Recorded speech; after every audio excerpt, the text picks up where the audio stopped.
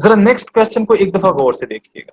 B है 49 and 125 है, x बार sigma ये है, और अगेन मेरे पास right tail test, again we have another right tail. इस सूरत हाल में मुझे क्या करना है, अल्फा को 1 माइनस अल्फा में कन्वर्ट करके टेबल की वैल्यू से जनरेट करना है। It's very simple. मैं इसका एक हिंट आपके साथ शेयर करने लगा, उसको जरा काइंडली फोकस कीजिए।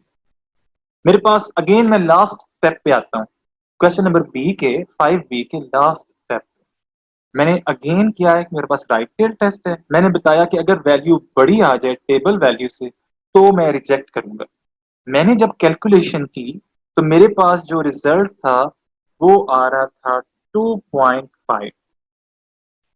मेरे पास 2.5 रिजल्ट आ रहा है जी का, और मेरे पास टेबल वैल्यू आ रही है 1% से, यानी कि 0.01 अल्फा बनेगा, और मैंने 1 माइनस अल्फा को कन्वर्ट करके जब मैंने जी की वैल्यू देखी तो वो आ रही थी 2.326।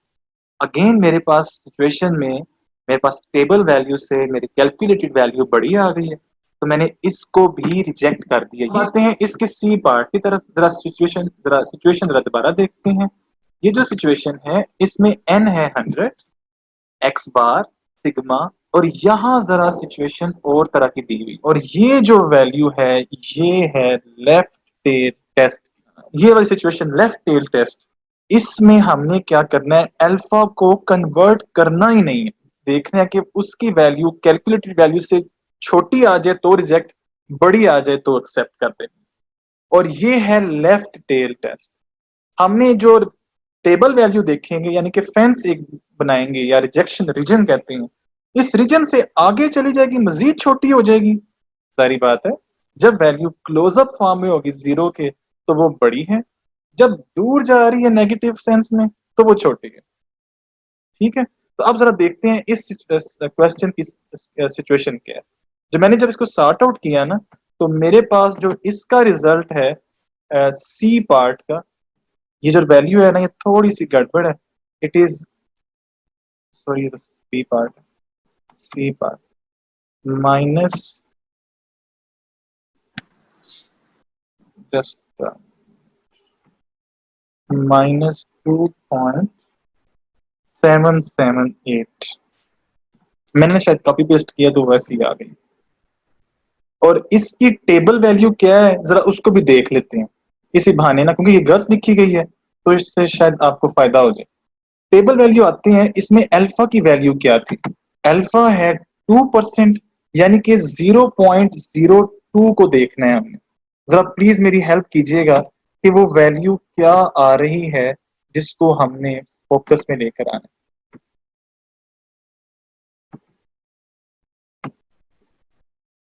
ये लिखा हुआ है 0.02, वो 2% है ना। तो अब मैंने क्या करना है, इसको जीरो में देखना है। द रिजल्ट इज -2 पॉइंट, अगर आपको क्लियर नजर आ रहा है तो -2 पॉइंट क्या था, 2.037 था शायद,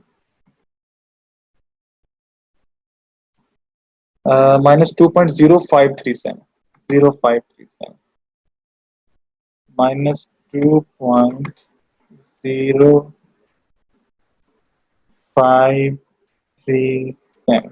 अच्छा जी, अब जरा गौर कीजिएगा, जब वैल्यू माइनस में आती है तो जरा गौर कीजिएगा कि मैंने क्या करना है, रिजेक्ट करना है H0, क्योंकि ये लेफ्ट टेल टेस्ट है। अगर उसकी वैल्यू मजीद छोटी हो जाए, देखिए इस सूरत हाल में कौन सी बड़ी होगी बता सकते हैं? यस, टेबल वैल्यू ही बड़ी आ रही है, तो मैंने इस केस में इसको भी रिजेक्ट कर, मैं इसको रिजेक्ट कर रहा हूं। फाइनल होते हैं कि नहीं। अब आते हैं, चूंकि हमें समझ लग गई चीजों के बारे में, तो मैं सिर्फ हिंट दूंगा, आपने क्वेश्चंस को खुद ही टैकल करना। ठीक है, अब आते हैं एक स्टेटमेंट के क्वेश्चन पे। ये जो फर्स्ट स्टेटमेंट है ये थोड़ी सी ज्यादा आसान है, जरा गौर कीजिएगा। मेरे पास इंफॉर्मेशन क्या क्या दी हुई, मैं इसमें आपके साथ अपना रिजल्ट भी शेयर करता हूँ, और फिर हम एक्सेप्ट और रिजेक्ट वो भी हम डिस्कस कर लेते हैं। सिचुएशन में ऊपर इंग्लिश लिखी हुई है, वो आप पढ़ लीजिएगा। 36 ऑब्जर्वेशन है, 36 ऑब्जर्वेशन, यानी कि सैंपल की जो ऑब्जर्वेशन है वो 36 है, एन जो है वो 36 है। आप में से कोई बता सकता है कि हमारे पास अगर मैं स्टेटमेंट बोलूं तो एक्स बार क्या है इस पूरी स्टेटमेंट में। अगर सैंपल जो है वो 36 ऑब्जर्वेशन है जो कि नॉर्मल पॉपुलेशन से लिया गया है, जो कि जिसका मीन जो है वो greater than and equal to 45। कोई बता सकता है कि सूरत हाल क्या होगी?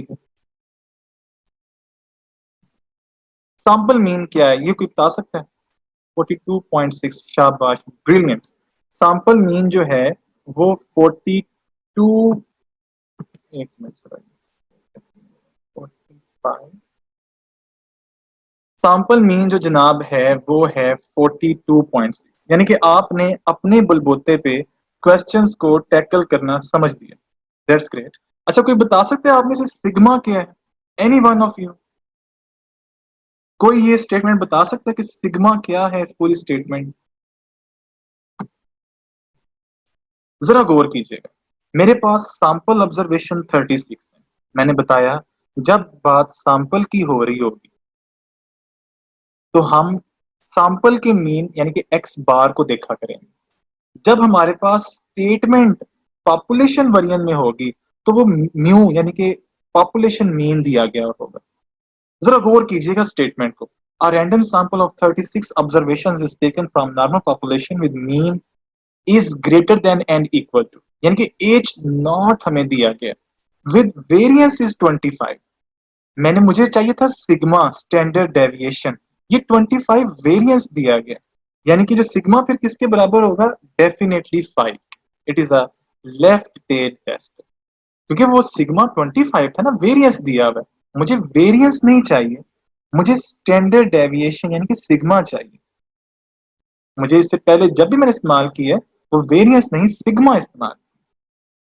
मेरे पास अगली स्टेटमेंट जरा देखता हूं, मेरे पास एच नॉट दिया हुआ क्योंकि पॉपुलेशन की बात हो रही थी, लिखा हुआ है greater than and equal to, यानी कि लेफ्ट टेल टेस्ट है, और सिग्मा यानी कि पॉपुलेशन स्टैंडर्ड डेविएशन दिया हुआ है 5 के बराबर। अब आते हैं सैंपल की इंफॉर्मेशन की तरफ। सैंपल मीन दिया हुआ है 42.6। अब कहते हैं कि अल्फा 5% इस्तेमाल करके आपने मुझे कंक्लूड करना है कि क्या ये क्लेम ठीक है कि नहीं। जो मेरे पास रिजल्ट है वो है -3। आप इसको खुद ही कंक्लूड कर लीजिएगा कि ये रिजेक्ट होता है या एक्सेप्ट होता है। ठीक है, टेबल वैल्यू से देख लीजिएगा कि ये एक्सेप्टेबल केस है या रिजेक्टेबल केस। जो मेरे पास जी का रिजल्ट है वो -3 है, एग्जैक्ट -3।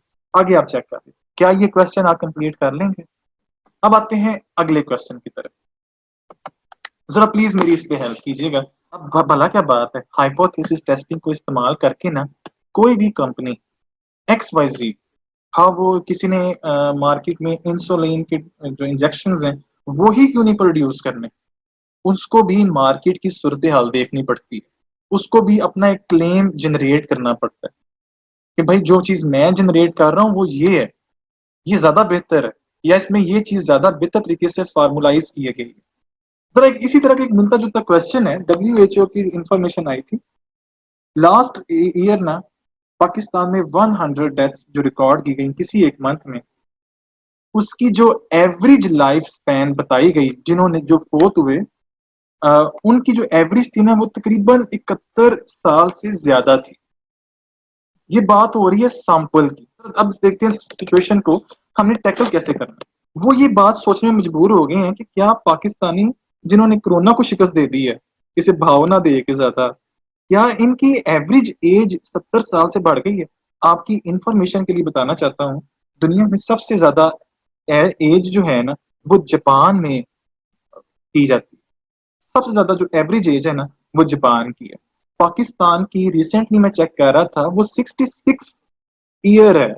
ऑन एवरेज पाकिस्तान में जो लोग जिंदा रहते हैं ना वो 66 साल। ये पाकिस्तान का रिकॉर्ड।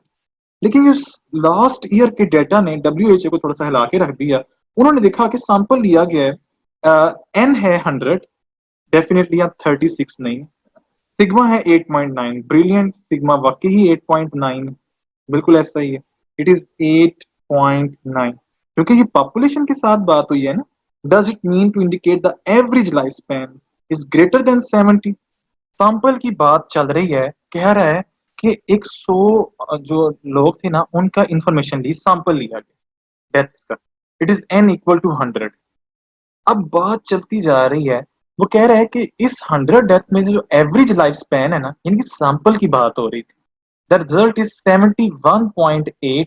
ये जो चीज है ना 71.8, बेसिकली ये सैंपल दिया हुआ, इट इज 71.8। ठीक है, और अब जरा गौर करते हैं एज क्लेम क्या दिया हुआ है। क्लेम दिया हुआ है कि life span is greater then 100। जरा एक दफा बस मैं आपको पीछे लेके जाता हूं, जरा यहां गौर कीजिएगा कि ग्रेटर देन साइन कहां है। ये लिखा हुआ है greater than and equal to, ये है less than and equal to, ये है इक्वल टू, लेकिन यहां तो इक्वलिटी साइंस है। लेकिन हमें जो क्लेम दिया हुआ है वो लिखा हुआ है ग्रेटर देन, यानी कि एज 1 दिया हुआ है सेकंड सिचुएशन के मुताबिक। राइट टेल टेस्ट का एज 1 गिवन है। क्या इसकी समझ लग गई है? तो कोई बता सकता है मुझे कि एज नॉट क्या होगा? Any one of you? Brilliant.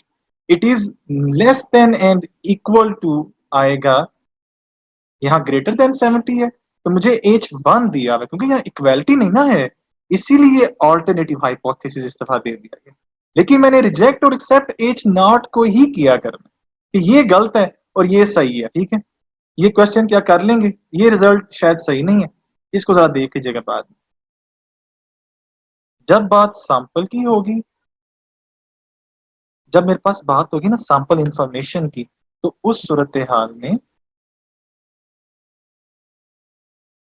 हाँ कैलकुलेशन मैं कर देता हूँ, उसको बता देता हूँ। जब मेरे पास इंफॉर्मेशन सैंपल की चल रही होगी ना, तो उसमें जो इंफॉर्मेशन दी होगी वो एन एक्स बार दिया होगा।